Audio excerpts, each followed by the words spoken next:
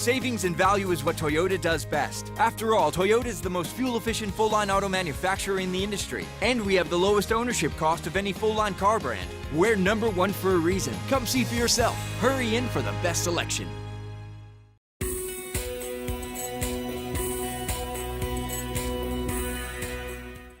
Hey Fire fans, I'm Leah Hendrickson here with the latest edition of Toyota Park Today. Now, the team may be in Rochester right now, but we've got another packed edition of Toyota Park Today. Now, I spoke to Mike Jeffries, who is the current director of player personnel here at the Chicago Fire Soccer Club. But Jeffries was the assistant coach from 1998 through 2000, during which he won 2 U.S. Open Cup championships. The whole season was a great season and a great run for us.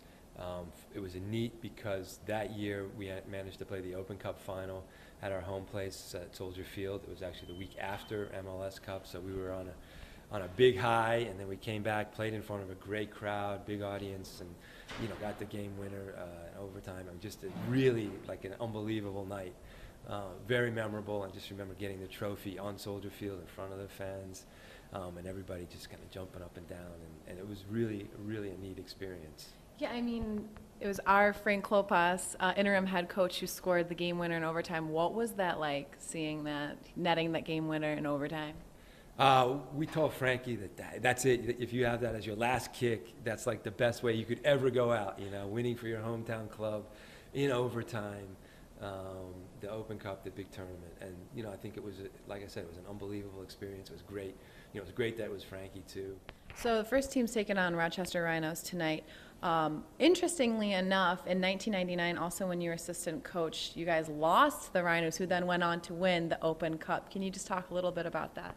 Yeah, it was a crazy game in Rochester, actually, and that was, they were a very strong team. It was a great home field advantage, tremendous crowd, like 13,000, 14,000, right on top of you, really good atmosphere. And the game ended up being not so much a soccer game, unfortunately for us, and just a physical battle, and we ended up losing out. I think we were a little disappointed.